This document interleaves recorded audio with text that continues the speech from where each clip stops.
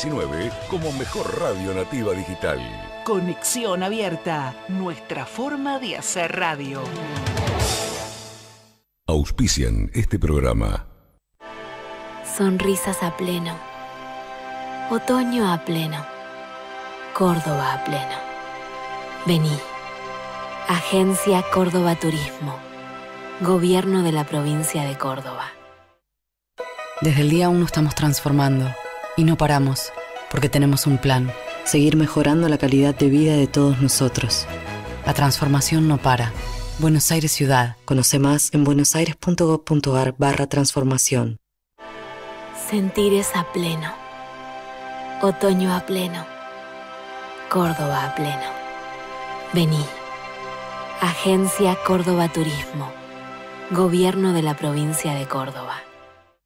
Morón en obras. Cuenca French Ascuénaga. Saneamiento hidráulico. Mejora del desagüe pluvial. Beneficio para más de 20.000 vecinos y vecinas. Municipio de Morón. Corazón del Oeste.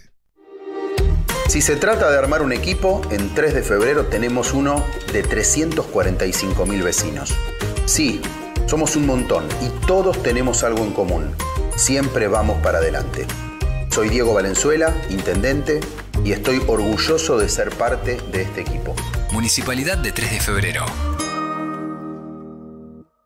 ¿Qué es lo que hace a este municipio distinto? ¿Será su salud y que nos cuidamos entre todos? ¿Los parques y el deporte? ¿Será que vivimos rodeados de verde? Sí, porque la calidad de vida hace todo distinto. San Isidro, municipio. Aquí comienza Tenés que saberlo. Conducción y producción general, Hugo Machiavelli. Un espacio dedicado a los temas que emergen de la sociedad, la política y la cultura, junto a un equipo de profesionales. Dale con el look. Bueno, seguimos en Tenés que saberlo con Rafael Molini. Ustedes saben que un capitán de navío y un veterano de la Guerra de Malvinas, autor justamente de un libro a propósito de lo que él vivió en la experiencia en la guerra. Pocas personas pueden contar una guerra desde adentro, y Rafael es uno de ellos, que además con mucha lucidez y capacidad para comunicar nos hace viajar en el tiempo, Rafael. Y yo le preguntaba, había quedado inconclusa, ¿qué o quién es un veterano o qué significa ser un veterano de guerra? Bueno, veterano de guerra hay dos posibilidades, o haber tenido la suerte o haber tenido la desgracia, entre comillas, ¿no? Veterano de guerra es un militar que en este caso, en el caso nuestro de los argentinos, tuvimos que cumplir la máxima expresión de un militar, ir a una guerra para defender a la patria. En el caso mío fue una suerte. Yo te he comentado en alguna oportunidad, fue una suerte porque independientemente de, gracias a Dios, haber llevado una excelente preparación profesional, una excelente preparación física, mi entorno, mi familia, mis allegados y mis amigos, de alguna manera me estaban apoyando para ese apoyo espiritual que creo que tenemos que tener todos los combatientes. Las otras dos, sin el apoyo espiritual, como a mí me gusta decir, esa mesa de 3 patas, si acortamos una de las patas, especialmente la espiritual, que es una de las cuestiones que más he observado yo para futuro, ¿no? La mesa se cae. O sea que el combatiente no va a rendir. En este caso yo tuve la suerte, como alguna vez te comenté, no sé si recordás, que cuando me despidió mi madre, que yo estaba quebrado al teléfono, mi madre estaba eufórica, una cosa insólita, o sea, sinceramente, un caso muy particular, de una preparación espiritual y religiosa, mi madre, impresionante, y ella estaba eufórica. O sea que yo de alguna manera me fui muy tranquilo porque me fui con casi con esa orden de mi madre, ¿no? A cumplir con la patria. Lamentablemente, reconozco que soy una persona de mucha suerte.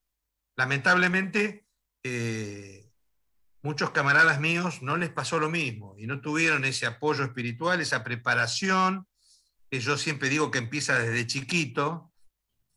Empieza con el jardín de infantes, cuando te enseñan a respetar los valores patrios, pabellón, el himno, y todos esos respetos a la comunidad, a quienes nos rodean, a la sociedad.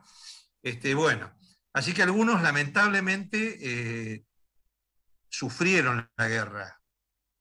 Por supuesto que también tengo una gran admiración por los que sufrieron la guerra, por los que quizás no pudieron dominar el miedo, porque no tengo ninguna duda que no tuvieron la preparación adecuada y necesaria.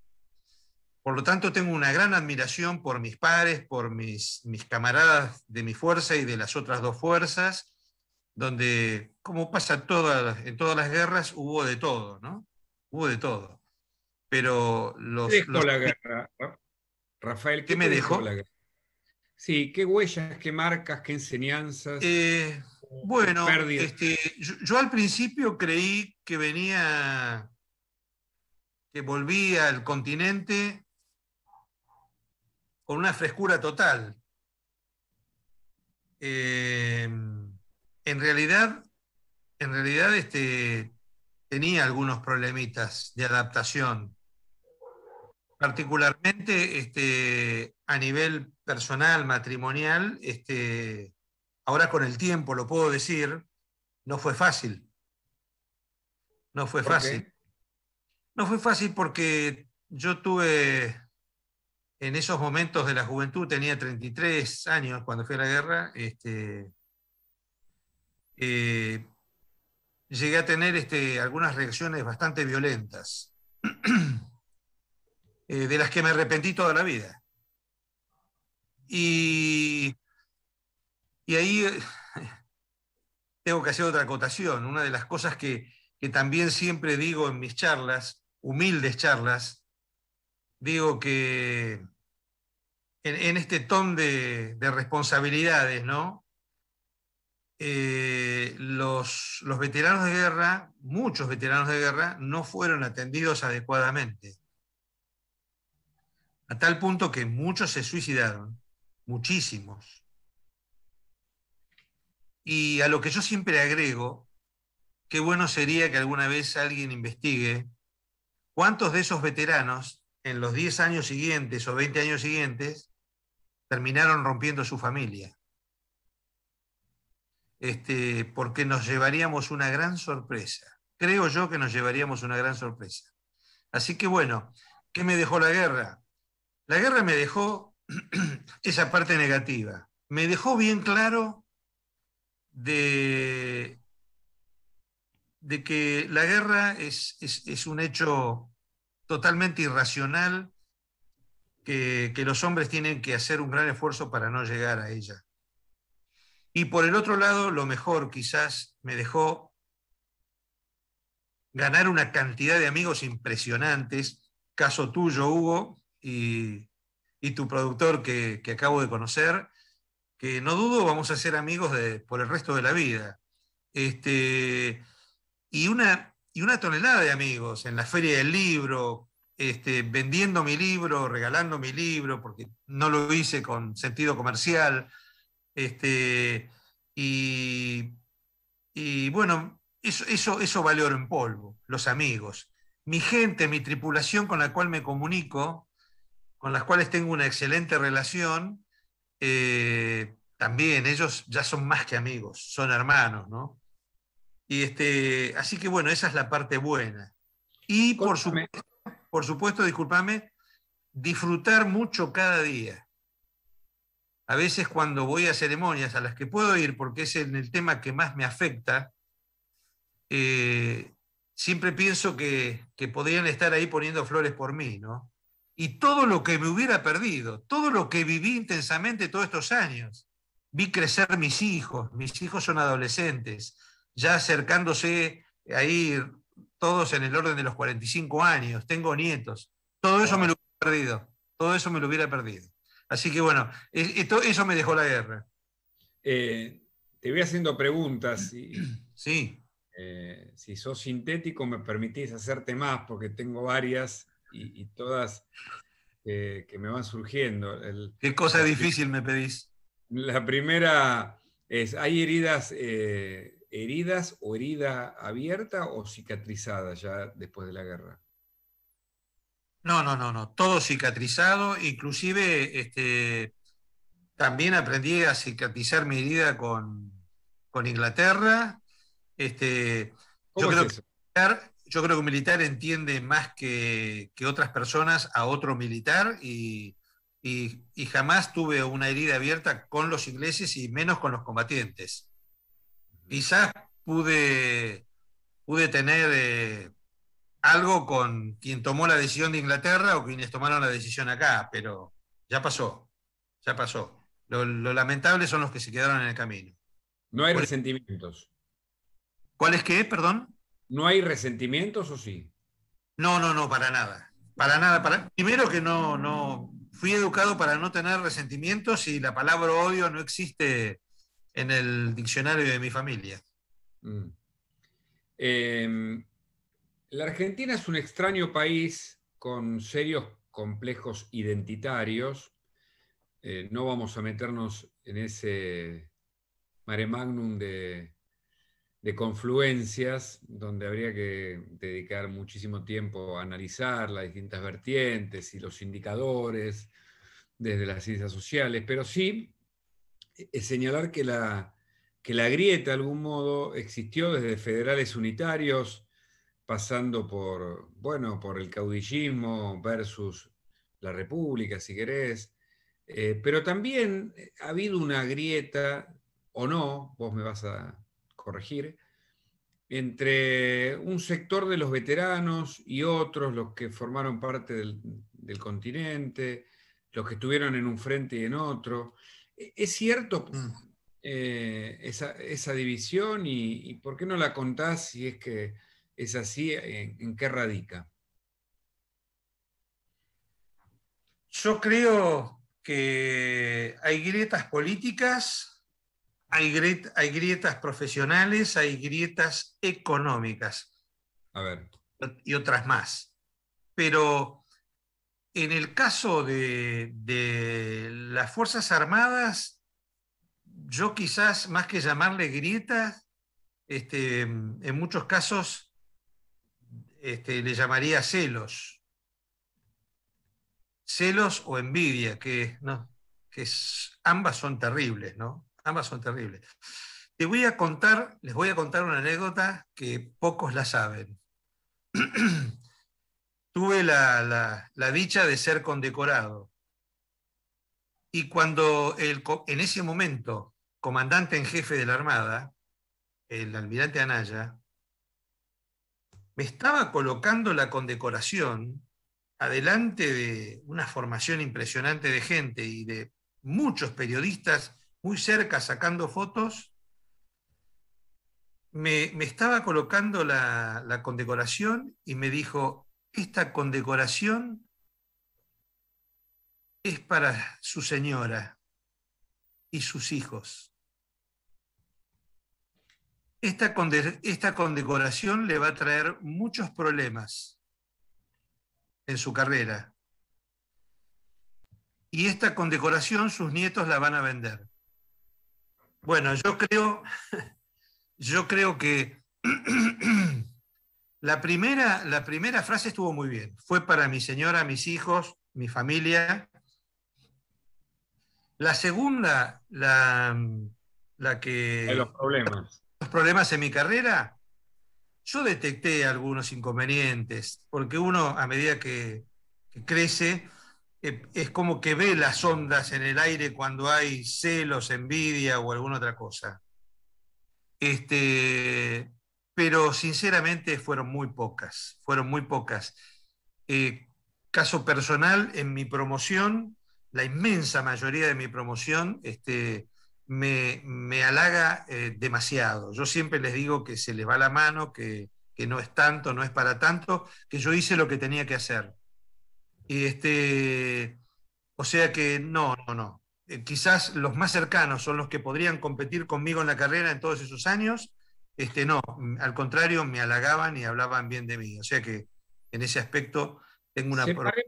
Separemos los celos o las competencias de las fuerzas, que por supuesto puede ser una competencia, no sé si sana, pero comprensible.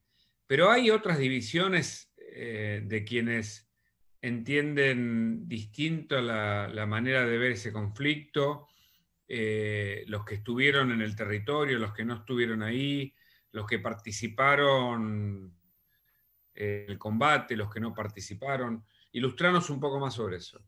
Bueno, evidentemente yo desde afuera veo que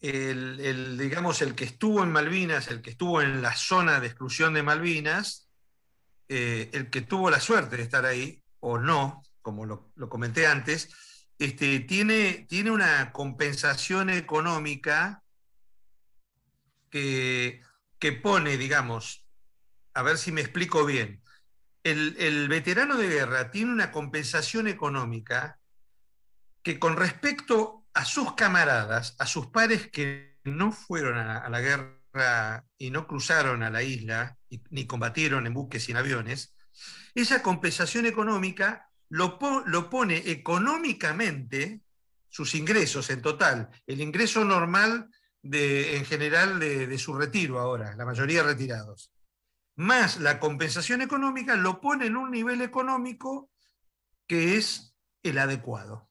Es el justo posiblemente para la tarea nuestra. Esto significa que los que no fueron a la guerra y los que no van a ir nunca, o sea, los que están ahora en este momento en actividad, más los que en ese momento se retiraron con nosotros y no fueron a la guerra, digamos, tienen un ingreso económico que a mi entender, no es justo. No es justo. Pero ¿qué sucede? Si vamos a empezar a detallar las injusticias y la gente que tiene ingresos que no son justos en el país, en fin, entraríamos en una disquisición compleja con tantas variantes. Por la vicepresidenta, que recibe varios ingresos del Estado y casi por dar un ejemplo debería renunciar a algunos. Pero no me quiero meter en esa política. Bueno, pero pero independientemente del tema de la señora vicepresidenta, podríamos llegar a hacer otro Zoom con 2 horas y vos y yo investigar y empezar a encontrar cientos de miles de injusticias digamos, en lo que el Estado paga a jubilados, a pensionados, a veteranos, a militares. De privilegio y ese tipo de cosas. A los que son de privilegio, a los que trabajan ahora, a los que son nombrados 1 hora y cobran el cargo de, no sé, jubilación de senador por el resto de su vida. Y, por ejemplo, los cargos políticos que yo recibo infinidades de WhatsApp, vos los tendrás, donde lo lógico es que si yo tuviera el honor, el altísimo honor, de ser intendente de mi ciudad, de ser diputado en mi provincia o diputado por mi provincia en el Congreso, yo no tendría que tener jamás una jubilación por eso. Me parece a mí. O sea, vuelvo al punto porque creo que deberían ser honoríficos. Claro. Vuelvo al punto a ver si, para ir avanzando sobre distintos temas. Para que me quede claro, el que estuvo en el continente versus el que estuvo en el combate, ¿tienen distintas pensiones hoy o están igualados en ese sentido? Y en cuanto al combate y la presencia del enemigo, posiblemente no haya igualdad posible. Pero no debemos, creo yo, discriminar al que estuvo en el continente y más al que fue desplegado al sur.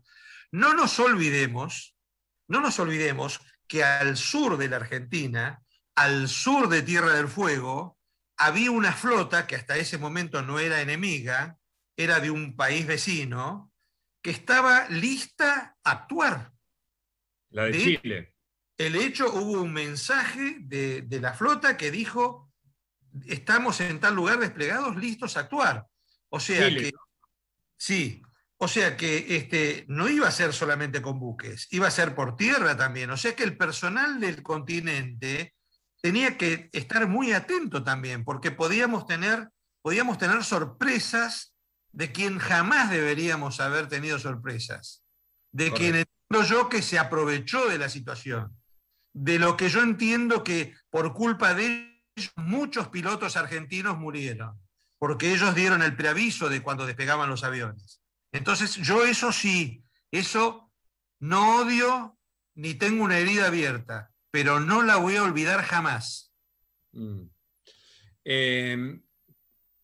Después volvemos a lo cualitativo. Metámonos un poco en los números, en los datos, ya que seguramente muchos de ellos los tenés frescos. ¿Cuántas bajas tuvo la Argentina en esta guerra aproximadamente, incluyendo las bajas posteriores, digo, las muertes de la guerra, como bien señalaste, los suicidios? ¿Lo tenés más o menos ese dato aproximado? Yo creo que con los suicidios, te voy a dar también, te voy a hacer otro comentario. Un capitán de navío aviador naval de apellido Alimonda, Eduardo Alimonda, hizo un estudio muchos años después de la guerra, lamentablemente falleció, hizo un estudio con cuánta gente, cuántos hombres se habían suicidado de la Fuerza Argentina y cuántos se habían suicidado de los ingleses. Entre ambos, sumados los suicidados de ambas fuerzas, superaban a los muertos en combate. ¡Wow! ¡Qué fuerte! De ambas fuerzas. Es una cosa terrible. Eso quizás dé una importancia al tratamiento que se le deba dar psicológico, psiquiátrico al combatiente después de venir. En el caso nuestro, 3 meses, nada más que 3 meses. Imagínate lo que puede llegar a ser una guerra de 1 o 2 años, ¿no? Te recomiendo, porque el tema de la veteranía de guerra no es solo Argentina, aunque en Argentina tiene sus características propias. También pasó con los veteranos de Vietnam y de otras guerras. Hay una película que se llama Cherry ahora, que es una historia de una pareja, justamente de un soldado que combatió, si no me equivoco, en Afganistán. Y me trajiste a la mente todo lo que le trae aparejado cuando él quiere rehacer su vida en pareja. No te quepa duda. Desde las pesadillas hasta todo lo que vos también contabas. Pero volvemos a los datos, a ver si me ayudás para ayudarle a la gente a recordar, haciendo una memoria activa que siempre es clarificadora y pedagógica. ¿Recordás entonces nuestras pérdidas aproximadas en vida? Yo creo que en ambas pérdidas, digamos, ambas, las de pérdidas en combate y más las pérdidas de suicidios, deben estar, no tengo ninguna duda, arriba de 700 hombres. Es una enormidad. ¿Recordás en el total de las fuerzas, las Fuerzas Armadas en general, Ejército, Marina, etcétera, ¿cuántos fueron los combatientes? ¿El total de los combatientes? Sí. ¿O de muertos en combate? No, de los combatientes. Los combatientes, o sea, hablamos de datos bien a grandes rasgos, 700 muertes argentinos. Y bueno, yo por ejemplo... Colores a pleno, otoño a pleno, Córdoba a pleno. Vení. Agencia Córdoba Turismo, Gobierno de la Provincia de Córdoba. Sabores a pleno, otoño a pleno, Córdoba a pleno. Vení. Agencia Córdoba Turismo, Gobierno de la Provincia de Córdoba. No tengo muy claro los datos, no puedo inventar, ¿no? Está bien. Yo sé que la Armada, sumando todos los buques que estuvieron, los que navegaron y estuvieron dentro de la zona de combate y demás, era un poco superior a 10.000 hombres. 10.000 hombres. Sí, sí. Suponete Después que eso en la isla, fundamentalmente con una base importante del ejército argentino, ¿no es cierto? Creo que había 8.000 y pico de hombres. O sea que, digamos que había una base de 30.000 en total de combatientes, ¿puede ser? Quizás un poco menos, sí. Y 700 no muertos. ¿Sabés cuánto involucró a las Fuerzas Armadas Británicas? Si nosotros fuéramos unos 30, 40.000, 35.000, 25.000, ¿sabés cuántos? No lo sé, pero tampoco el dato de ellos también es demasiado... Algunos dicen, no pueden mentir los ingleses con las bajas, pero tampoco las dieron detalladamente. Por ejemplo, los nepaleses que murieron, que a mí me comentó el fallecido capitán Robasio y otros oficiales de infantería marina, los gurkas, los gurkas los pusieron frente al batallón 5. Y yo estuve en el mismo momento que regresaron, que venían caminando por la costanera, recuerdo haberme abrazado con un oficial de infantería marina y me dijo, anoche me cansé de matar gente. Y estaba llorando desconsoladamente. Y después Robasio me dijo, fue impresionante la cantidad de gurkas que había en el campo de batalla, ¿no? Muertos al día siguiente. Recordemos a la gente que Gran Bretaña había profesionalizado o pagaba a los contratados, ¿no? Mercenarios.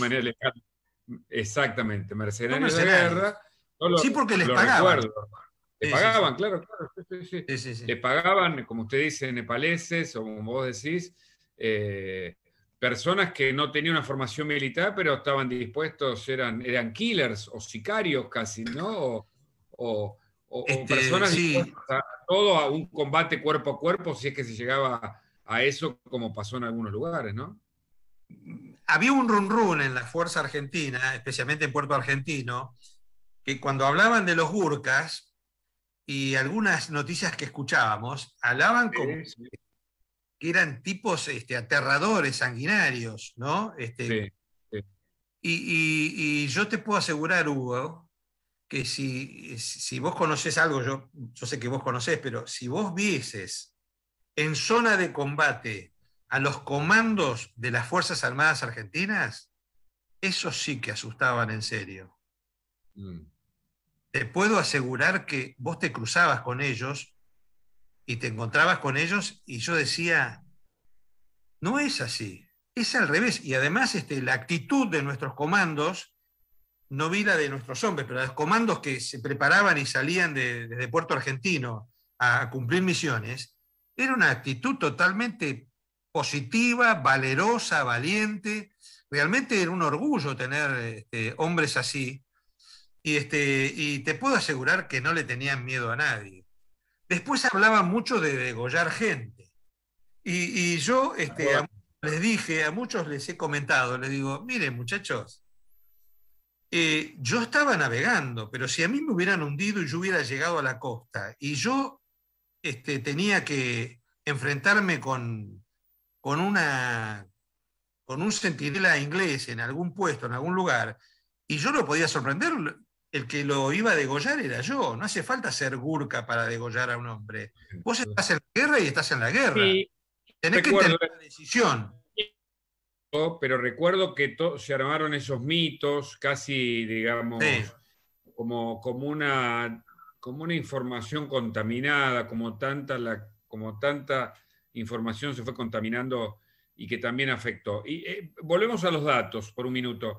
¿Y cuántas bajas tuvo Gran Bretaña aproximadas? ¿Te recordás? Bueno, que es un número que yo creo que no lo sabemos. Ellos creo que blanquearon 200 y pico de hombres. Sí, está bien. 260, 270, pero me parece que es mucho más. Es mucho más. Y te hago una pregunta, porque hablabas de los comandos, pero ustedes y vos personalmente viviste momentos muy inquietantes, peligrosos y temiste morir. No. no, para nada. ¿Recordás alguno de esos momentos?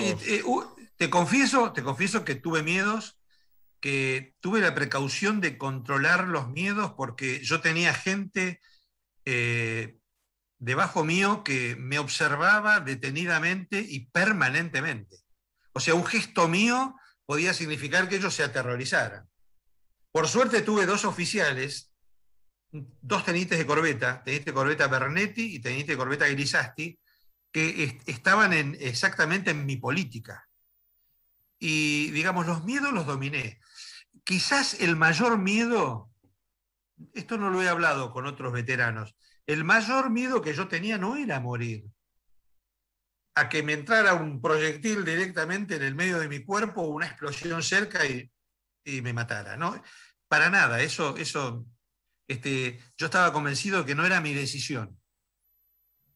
Entonces sí tenía miedo a lo intermedio, tenía miedo a quedarme herido quizás flotando con medio cuerpo partido o con el estómago abierto o con un brazo o un hombro arrancado, ese tipo de sufrimientos intermedios que son terribles, sí le tenía cierto temor. En los momentos que entré en combate y tiraba, mi mente iba más rápido que todo y se iba preguntando cómo iba a sentir yo el ingreso de un proyectil en mi cuerpo. Bueno, escúchame, es impresionante eso. ¿Y recordás el combate o un momento que se te haya repetido en pesadilla? ¿Algún momento vívido de esos que uno parece que los ve como si estuviera fuera del cuerpo? ¿Viste? No, más que pesadilla, soñé, por ejemplo, el combate con un helicóptero Sea-Ling, al cual perseguí, al cual le produje muchísimas averías, y el helicóptero tuvo 7 impactos. Esto me lo comentó el comandante del helicóptero. 7 impactos, uno pegó al lado de su cabeza, le pegamos al tanque de combustible, empezó a perder combustible, le pegamos al cable que tiene la transmisión a la hélice de popa, que es delicadísimo. Si ese cable se corta, el helicóptero pierde el control. Bueno, Dios lo ayudó, gracias a Dios, lo ayudó y llegó a la Alacrity, que era la fragata donde él estaba, y en el momento que se posó, se le cortó el motor, o sea, se había quedado sin combustible. Bueno, yo soñé con esa persecución y el tiroteo que tuve con él, no como una pesadilla. Yo soñaba con que lo alcanzaba y lo tumbaba y lo derribaba y caía al agua. Claro. Bueno, y en sueños tampoco lo pude derribar, pero bueno, es esta digamos, pintura que tengo acá, el Forest y el helicóptero, ¿no? Al cual yo sigo a través de la isla, y en determinado momento digo una frase que causó gracia en Puerto Argentino. Yo en ese momento no me daba cuenta porque tenía una excitación total con la presencia del enemigo. Yo lo que quería era que todos dispararan, y disparamos.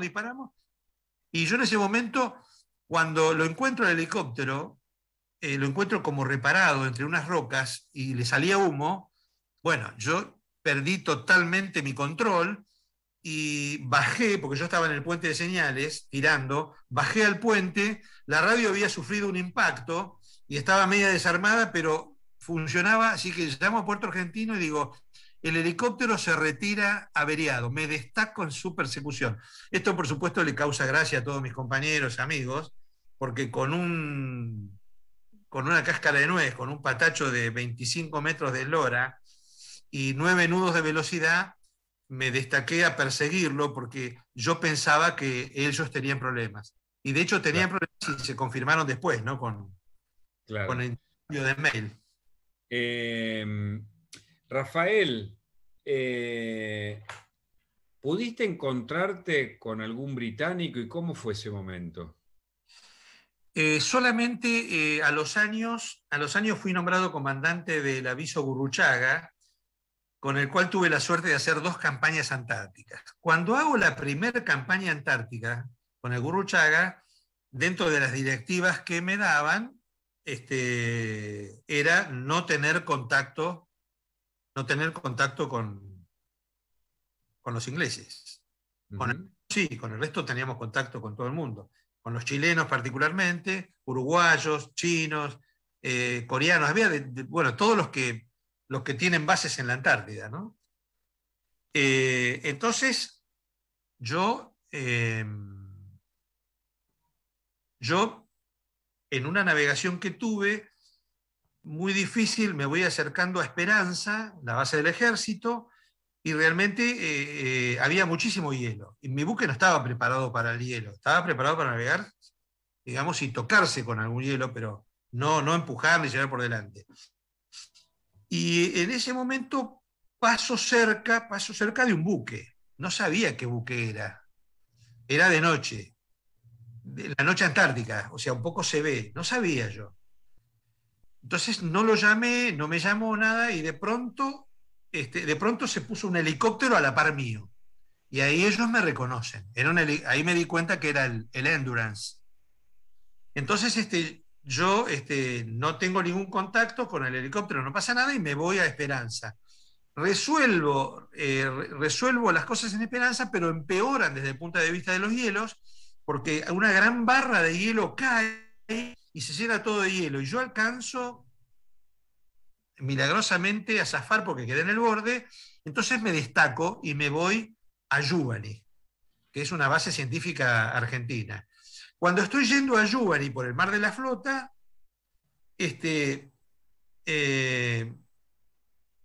me pongo vuelta encontrada, digamos, en un rumbo así de colisión con el Endurance.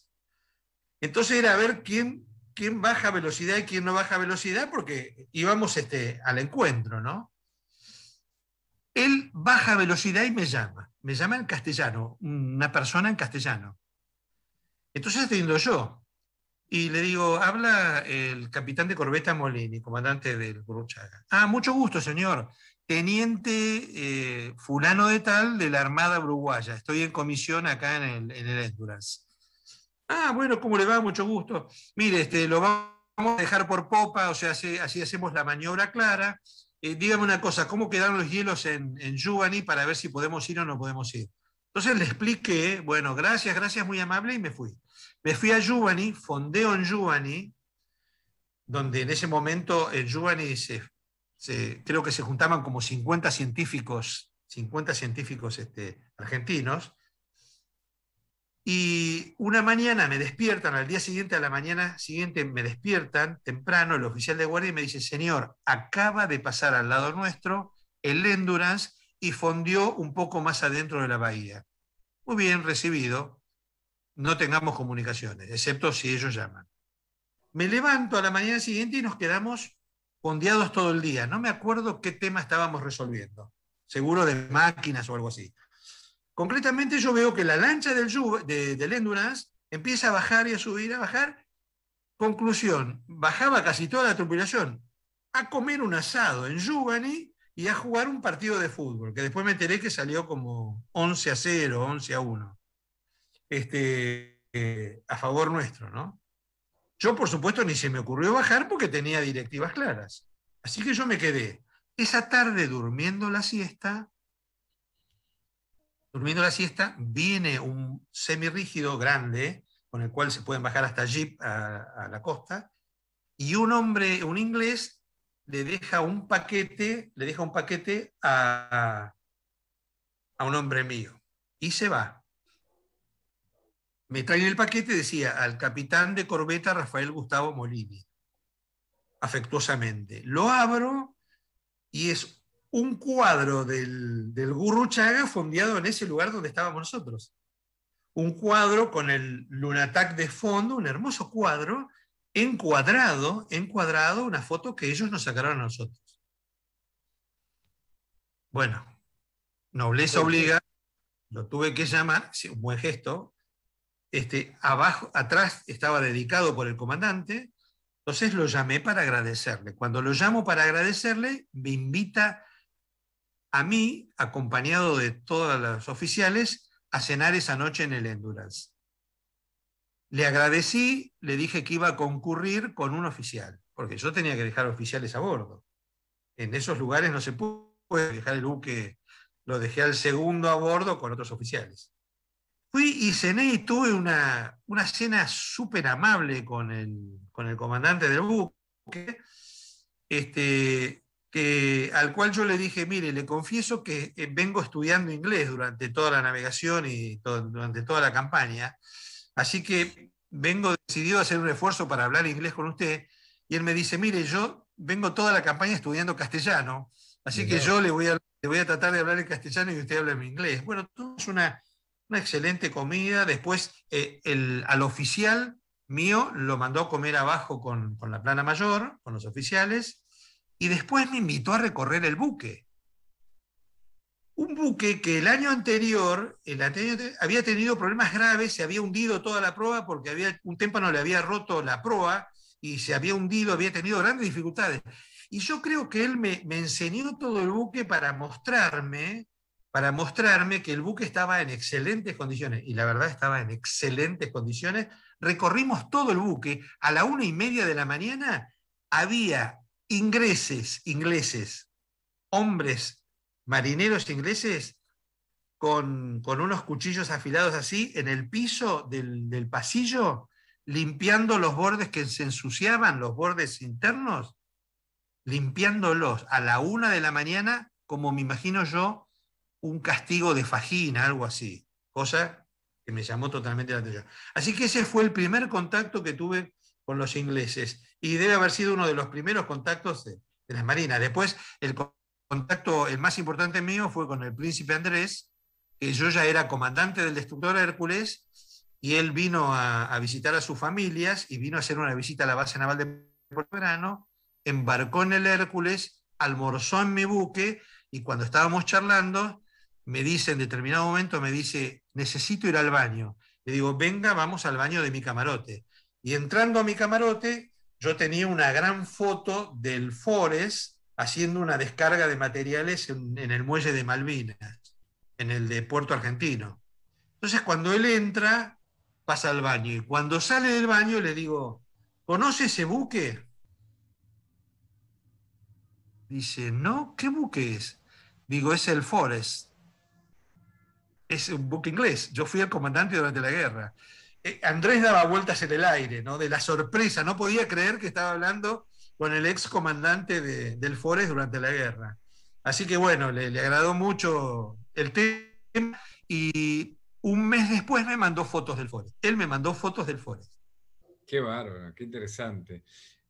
Un par de últimas preguntas. La primera, hubo durante el gobierno anterior este intento que se logró en gran medida de identificar a los enterrados allí en las Malvinas, y también eso generó controversias entre quienes señalaron, por lo menos por fuentes que pude consultar, estaban de acuerdo, incluso con la visita a ese territorio, y quienes dicen, no vuelvo a Malvinas hasta que no la retomemos formalmente en la soberanía completa. Y bueno, y entonces eso también genera alguna división. ¿Es así? ¿No es así? ¿De qué lado estarías en este caso? No, yo estoy del lado donde se satisface espiritualmente a la familia del veterano, del combatiente, ¿no? Del combatiente fallecido, ¿no? No tengo ninguna duda, no me pasa ninguna otra cosa por la cabeza, en absoluto. De hecho, creo que si vemos lo que hicieron los ingleses y el cementerio y demás, o sea, podrá tener alguna objeción o alguna crítica. Yo creo que es de nivel lo que hicieron, y creo que eso no tiene absolutamente nada que ver si están o no están los ingleses, o si, no, yo no voy en un barco de pasajeros y bajo porque me van a sellar el pasaporte. No. Las Islas Malvinas son argentinas y punto. Todo lo demás son minucias que creo que no hacen al gran tema, ¿no? ¿Y la identificación de los restos? La identificación me parece, pero perfecta. O sea, si yo tuviera un hijo ahí, si tuviera un familiar, daría cualquier cosa por poder ir a la tumba a rezarle. O sea, yo entiendo que además, a medida que pasa el tiempo, vamos a guerras donde no hay el soldado desconocido, no debe existir, excepto casos excepcionales de situaciones excesivamente violentas, explosiones o esto que el otro, o cualquier otra cosa que impidan reconocer algo, pero si no debe haber soldados sin reconocer. Esa es mi opinión, no sé. Sí, no, pero porque sé que hay algunos que tienen posiciones un poco más extremas, las hayas escuchado, veteranos que piensan distinto, pero por eso quería conocer tu pensamiento en ese aspecto. Por lo que veo, Rafael, además tenés una mirada que se pone por encima de circunstancias, como definís vos, como minucias. Y a propósito de esa mirada totalizadora, como última pregunta, ¿qué esperás para lo que viene? ¿Tenés ganas de otro libro? ¿Tenés ganas de contar esto a nivel documental?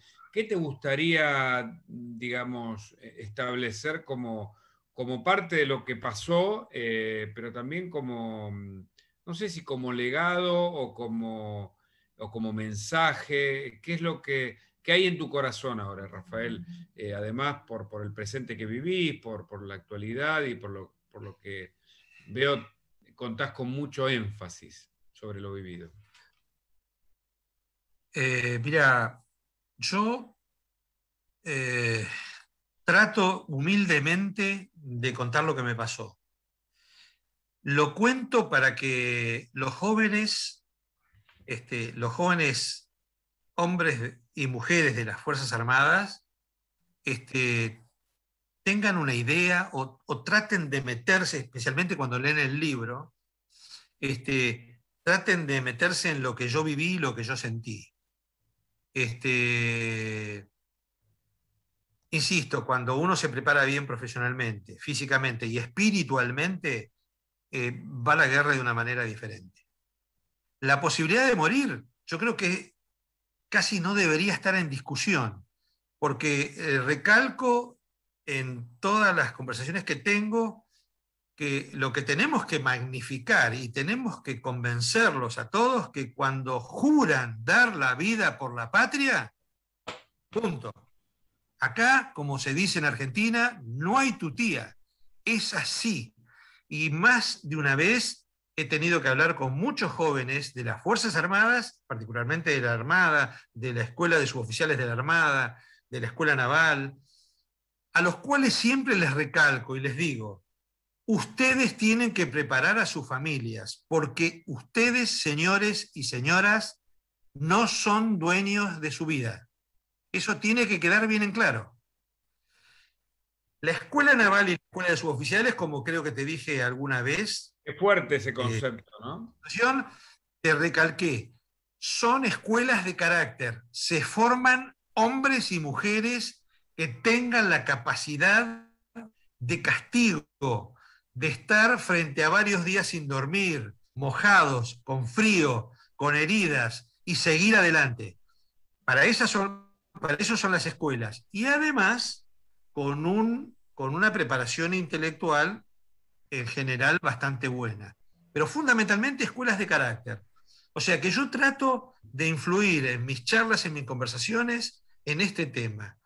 ¿Por qué? Porque también yo tuve contacto con los oficiales y los jefes que estaban en el edificio Libertad durante la guerra y tuvieron que soportar situaciones muy, muy dolorosas y muy difíciles para ellos. Los familiares que iban a insultarlos, que iban a pedirles a sus hijos con vida, o que le iban a pedir que sus maridos o sus hijos volvieran de la guerra, porque sí, porque no, porque etcétera, etcétera, etcétera. Entonces, el militar tiene la obligación de preparar a su esposa, a sus hijos, a su madre, a su padre, a sus hermanos, a sus amigos, para decirle, muchachos, si yo mañana desaparezco, como me pasó a mí y como le pasó a la gran mayoría. Si yo mañana me ausento y ustedes saben que estoy en una guerra, los religiosos recen por mí. Pero si no vuelvo, el responsable soy yo. Yo quise dar la vida por la patria. Eso tiene Rafael que Molini, claro en la cabecita de todos. Muy interesante, muchas gracias por ser un veterano y por ser un docente y por enseñarnos que hay valores que no deben perderse, entre ellos el valor de adquirir un carácter capaz de dejar la vida por otros, por una comunidad, por una nación, por un país.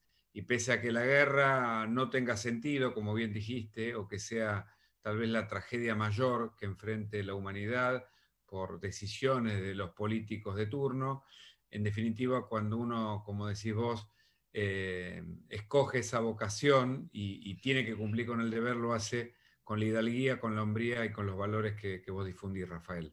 Te agradezco por este contacto y por la larga charla que tuvimos. Gracias a vos, Hugo. Sabés que esta es tu casa. Bueno.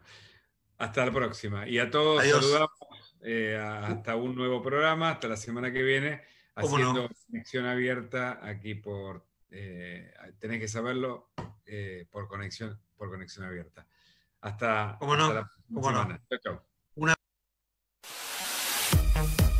En Conexión Abierta, transmitimos las 24 horas a través de fibra óptica utilizando el sistema streaming de audio y video. Sí, ingresando en nuestra web, podés ver en vivo tu programa favorito en tu PC, tablet, iPad y por las 3 plataformas de celular, Android, Apple y BlackBerry.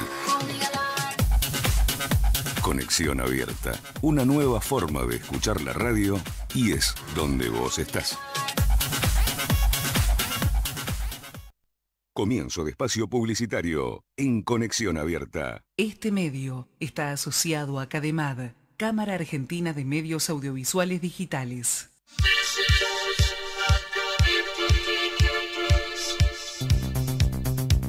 En Conexión Abierta, transmitimos las 24 horas a través de fibra óptica utilizando el sistema streaming de audio y video.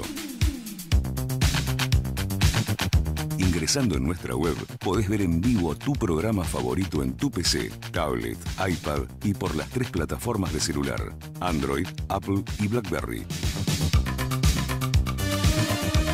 Conexión Abierta, una nueva forma de escuchar la radio y es donde vos estás. Coronavirus, medidas preventivas. En Conexión Abierta, queremos recordarte las recomendaciones otorgadas por la Organización Mundial de la Salud. Lavarse las manos con regularidad. Toser y estornudar en el pliegue del codo. Desinfectar y ventilar los lugares habitados. La transmisión del virus es de persona a persona. Mantén distancia y resguardate en tu hogar. Para evitar la concurrencia masiva a las guardias y evitar contagios dentro de los centros hospitalarios, se recomienda llamar a los siguientes números telefónicos. En todo el país, línea del Ministerio de Salud de la Nación, 0800-222-1002. Ciudad de Buenos Aires, 107. Juntos podemos prevenir y evitar la propagación del coronavirus. Conexión Abierta, nuestra forma de hacer radio. Agenda Book 21, un espacio para el diseño, la tecnología y la producción de América Latina. Agenda Book 21, un punto de encuentro, con la conducción de Cristina Amalia López y Paolo Bergomi. Todos los viernes a las 18 por Conexión Abierta, tu medio digital audiovisual.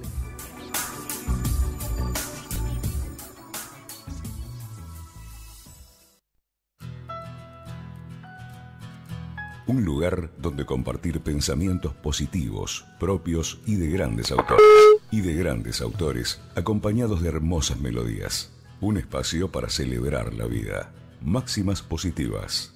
Con la conducción de la doctora Marcela Corno Abad. Todos los sábados a las 18 por Conexión Abierta, donde vos estás.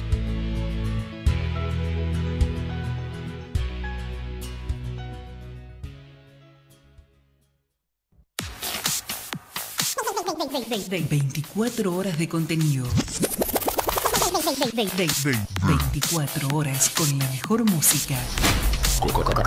Conexión abierta. Todos los contenidos, todos tus sonidos. Una nueva forma de escuchar la radio. Conexión abierta, tu medio audiovisual. Conexión abierta.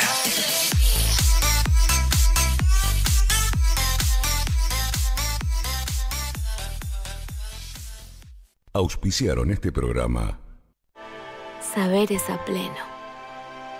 Otoño a pleno. Córdoba a pleno. Vení. Agencia Córdoba Turismo. Gobierno de la provincia de Córdoba. Desde el día 1 estamos transformando y no paramos porque tenemos un plan. Seguir mejorando la calidad de vida de todos nosotros. La transformación no para. Buenos Aires Ciudad. Conoce más en buenosaires.gov.ar/transformación. Senderos a pleno. Otoño a pleno. Córdoba a pleno. Vení. Agencia Córdoba Turismo. Gobierno de la provincia de Córdoba. Morón en obras. Cuenca French Ascuénaga. Saneamiento hidráulico. Mejora del desagüe pluvial. Beneficio para más de 20.000 vecinos y vecinas. Municipio de Morón. Corazón del Oeste.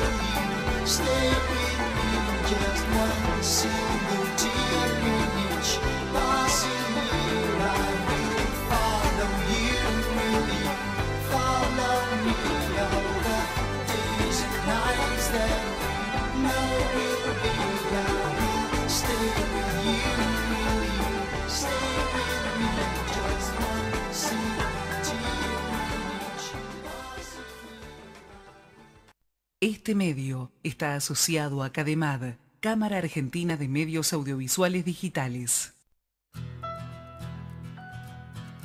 Un lugar donde compartir pensamientos positivos